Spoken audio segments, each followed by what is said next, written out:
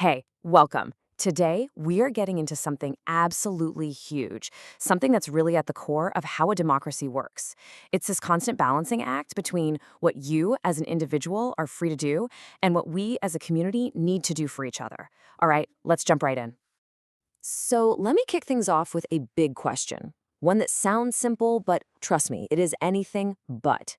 What do you think is more important, your own personal freedom or the safety and security of everyone around you? This right here, this is the essential conflict we're going to explore.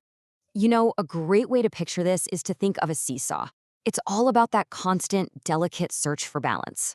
On one end, you've got your rights as an individual, and on the other, the needs of the whole group. And these are the two heavyweights on our democratic seesaw.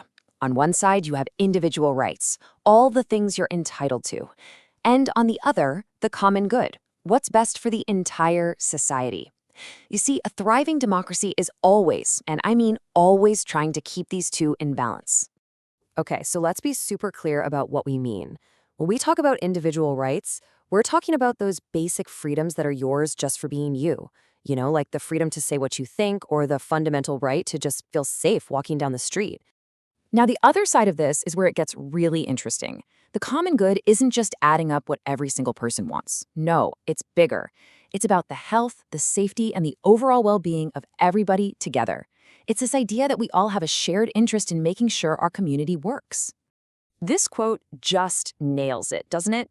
Your rights don't exist in some kind of bubble. The freedom to do something is always tied to the responsibility of not using that freedom to hurt other people or to damage the community. So to make this idea feel a little less abstract, let's shrink it way down. A classroom is actually a perfect little micro-democracy. It's a place where this exact balancing act happens every single day. So check this out.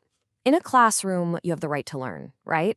But that right only works if everyone else does their duty and listens quietly when the teacher or another student is talking. You have a right to feel safe, but that depends on everyone else's duty to be respectful. You see how it works? Your rights are protected by my duties, and my rights are protected by yours. It's a two-way street, totally connected. And this is the huge mental shift we all have to make. Being a grown-up citizen isn't about screaming, I can do whatever I want. It's about understanding, okay, I have my rights, but I also have real duties to the people around me. All right, let's try another angle. If a classroom is a tiny democracy, then a sports team is basically a crash course in balancing your own skills with a bigger shared goal.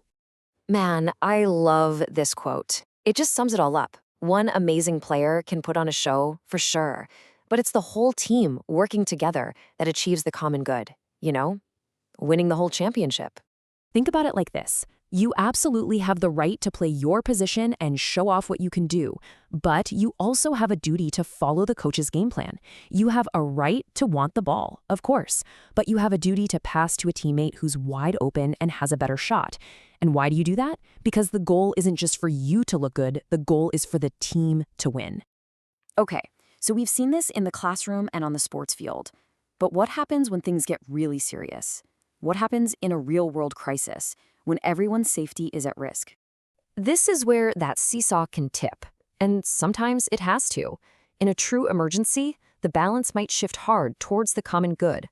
Because honestly, if there's no safety or order, individual rights can't really exist anyway. Let's walk through a scenario. So on a normal day, we all have total freedom of movement, right? You can go wherever you want, whenever you want. But then a crisis hits. Let's say a massive natural disaster strikes a city. Suddenly, for the safety of everyone, authorities might need to limit that freedom by issuing a temporary curfew.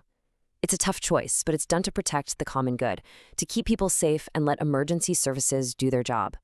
But here's the critical part. Once the city is safe again, that curfew is lifted, the limitation goes away, and the balance is restored.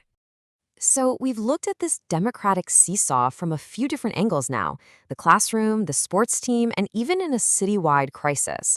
So let's pull this all together. What does this really mean for us? Well, here's probably the most important thing to remember.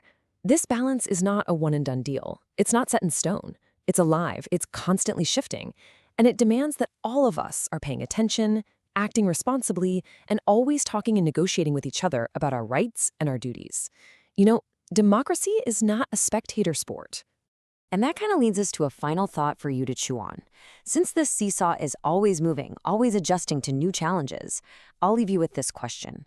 What's one individual freedom that you think could be, or maybe even should be, limited just a little for the greater good of your community?